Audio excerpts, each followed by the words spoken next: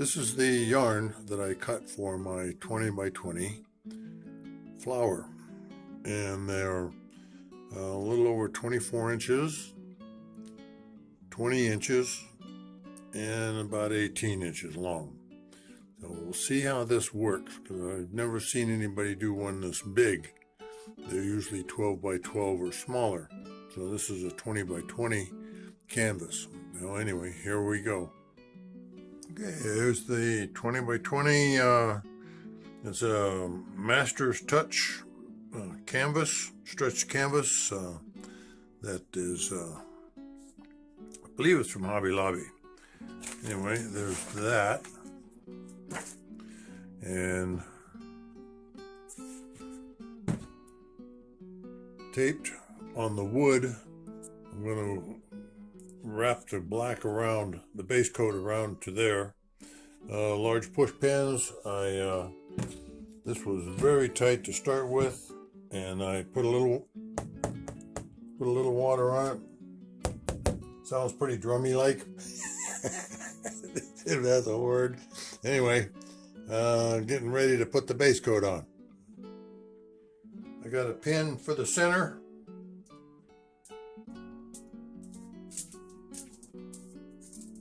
These are the long ones.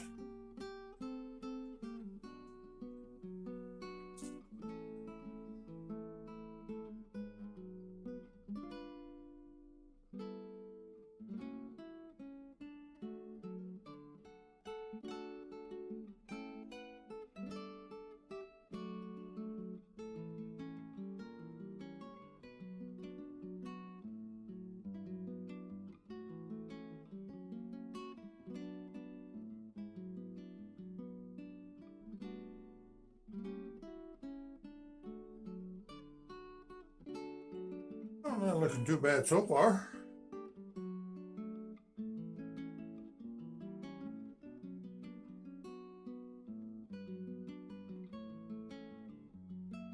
Okay. I do believe this might work. Who would have known?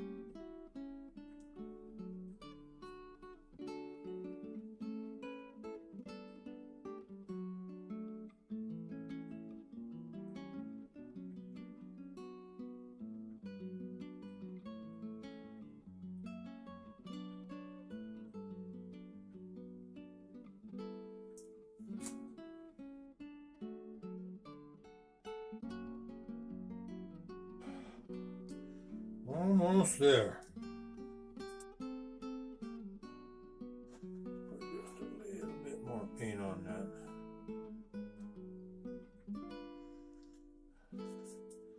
I'm getting better at not being quite so stingy.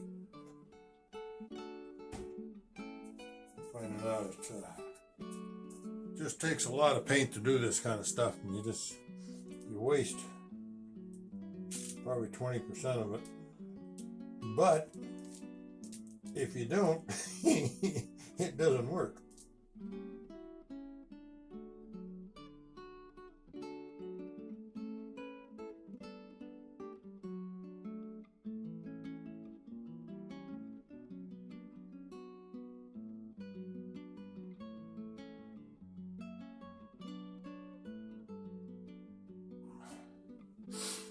I think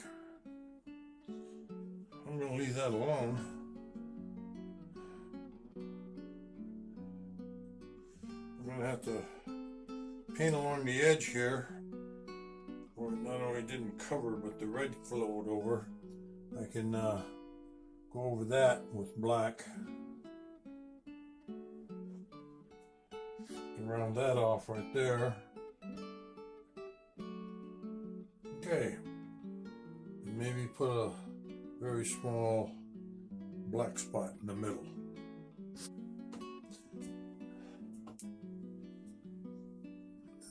We will, I hope that's not as dark as it's showing up here. Bye. Okay, got kind of dark in here. I didn't notice it.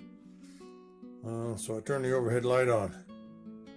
Oh, that's it. This is very bright. I have metallic red, a whole bottle of little bottle of metallic red. And anyway, that's pretty cool. And that's this stuff. I'm not really sure where I got this. I might have sent away for this, so it might have come to Abier metallic acrylic paint. Whole bunch. Wasn't very expensive. That's my messy workbench. All that kind of stuff. Anyway, so thank you for watching this far, and hope you had some giggles. Okay, here we go. Have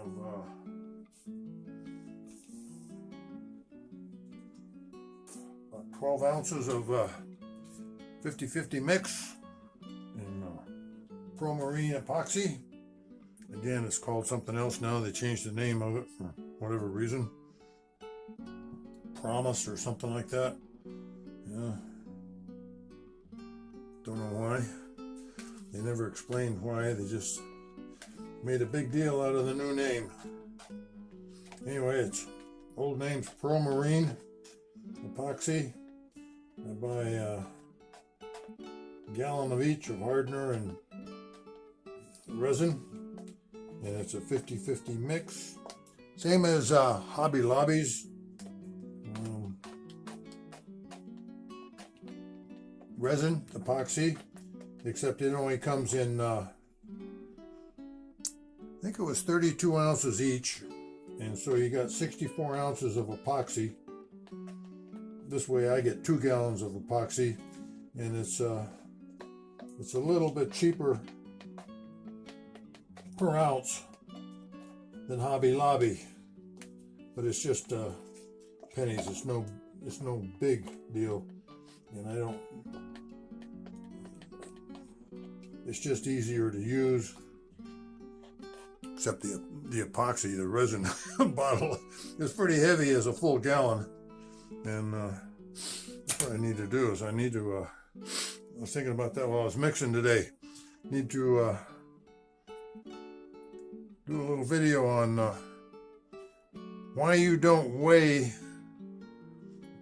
the ounces in your resin epoxy. You can do it in paint as long as they're all the same, preferably probably brand. Weight, they have light, heavy, medium paints in, and I think that has to do with pigment, but I'm not sure. And then there's the tube type and the bottle type, and then there's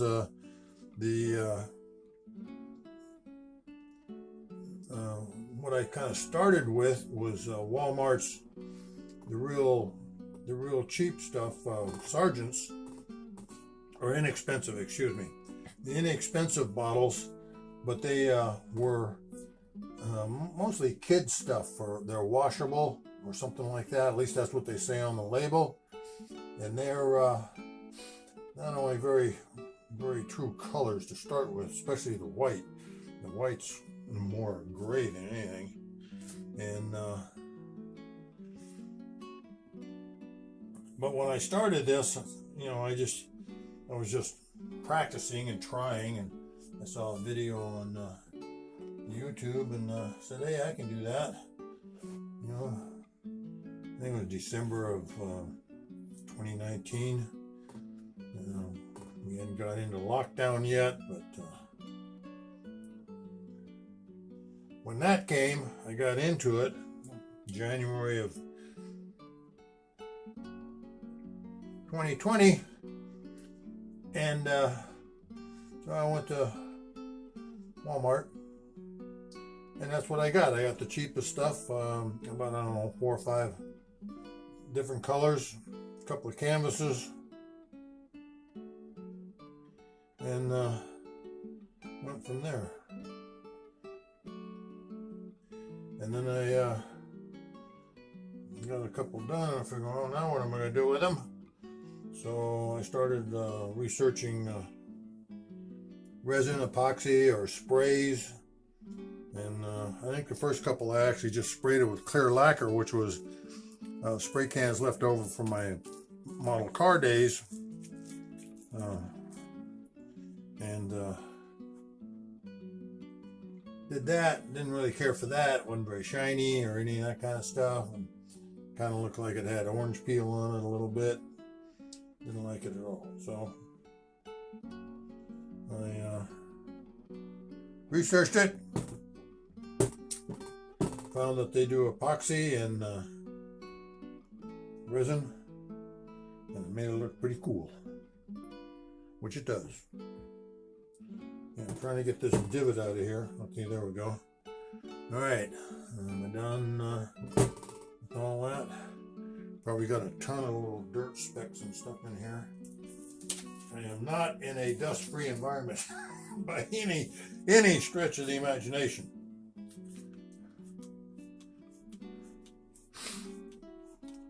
This is alcohol that I'm spraying on it. It gets rid of the bubbles.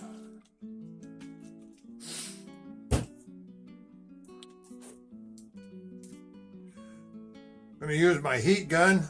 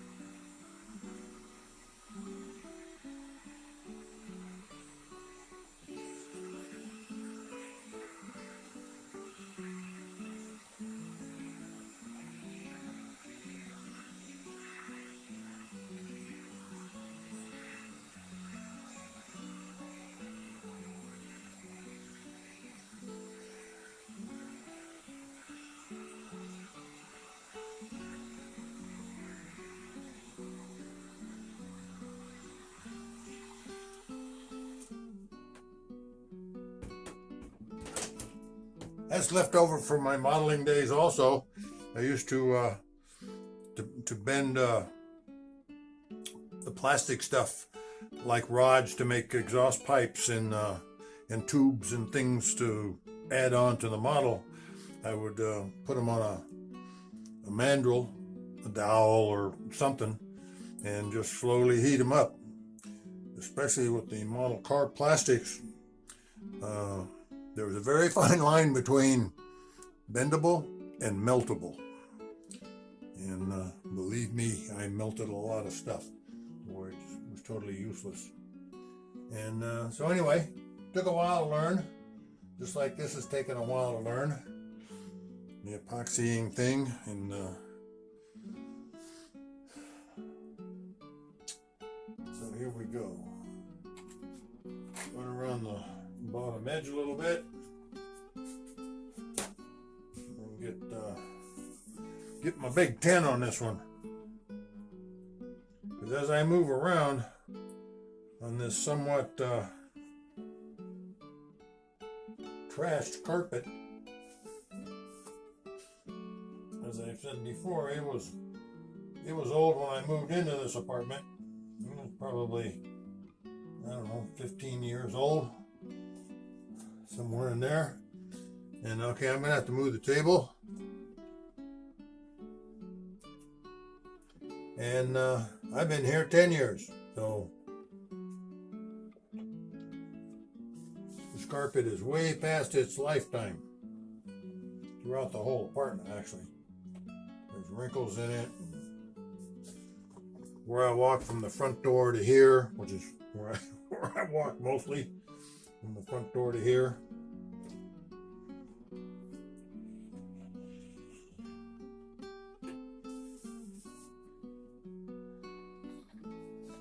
So, to continue with my thought that I just lost track of, and I'm thinking of just cutting the carpet out at the door and just pulling all the carpet out of here all together. An easier way to do it would, so I wouldn't have to move anything, would be just to cut out the center between this U-shaped. I've got a 8-foot over there. The camera's on a 6-foot, and there's a 6-foot onto the under the window where my computer and kind of the office part of this room is. Computer and my filing banker's box type thing, and the computer and the printer, all that kind of stuff is in here. So it's we're a fairly small bedroom, secondary bedroom. It's pretty tight in here. Anyway, it actually works. I've got a little over 4 feet going this way between the two tables, and that gives me plenty of room. And I've got, I don't know, maybe 10 feet between this one and the closet over there, and where the wall where the door is. And so it actually works really well. A 2-car garage would be a lot nicer.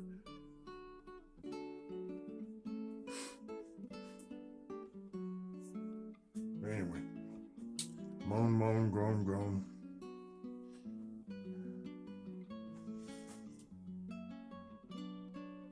When I moved here, I was only doing model cars and stuff. And what I got here? Here's a photograph of one of them. That is a 35 Auburn boat tail that has been lengthened and chopped, and the fenders have been widened, and I put a big running board and a V12 motor in it, although you can't see the motor. And that's a 49 Mercury top that's been really massaged around. The fenders have been moved out from the body a bunch, and that's a 37 to 40s Ford grill, and I'm not sure where the hood element came from, and it's got all that kind of stuff. And that's kind of the things I used to do. Anyway, that's the way that goes. Being here in Northwest Arkansas, there are no hobby stores. There are no model car clubs. There might be one train club down in south of me, and the closest contest I can go to, there's one a year in Memphis, and there's one or two a year in Fort Worth, Texas, and the rest of them are a day or more away. And in Southern California, where I'm from, there were model car contests all over the place every weekend. And I belong to a model car club, Kit Bashers of Riverside, and that was cool. We had in the summer, we'd have about once a month, I think it was, we would have a build session. We'd set up a bunch of tables on the lawn or in the garage, whatever the weather would allow, and we'd just bring our kits and our tools and all that stuff and sit around the table and build our build and talk. And that was cool. I really miss that. But at any rate, so here is my big 20 by 20 flower. I haven't really seen any of the other people that do these flowers do them on a 20 by 20. They're usually 12 by 12 or a little smaller. And I really like this. I am super happy with the way this turned out. I was going to sign it I think this is what I think should be the bottom. I don't know, it's a little flatter, I guess. I don't know why. But I was going to sign my name right here in a white ink pen I got, or a paint pen type thing, and both of them are all dried up, so I couldn't get it to sign it. So I said, "The heck with it," and because I was ready to do this, in the mood to do this, and I actually redid those two small butterflies on the 8x6 or 6x8 canvases that had little divots in them. So I scuffed them up and epoxied those, and they came out pretty good. They're over there drying, and then this is going to get the this big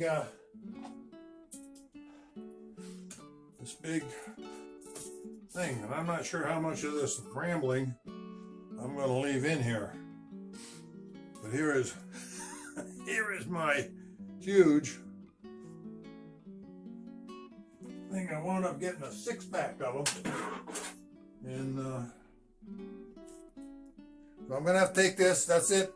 I'll have some still photographs of it. So bye. Thanks for watching this far. Hope you had a couple of giggles, and I'll see you on the next one. Bye.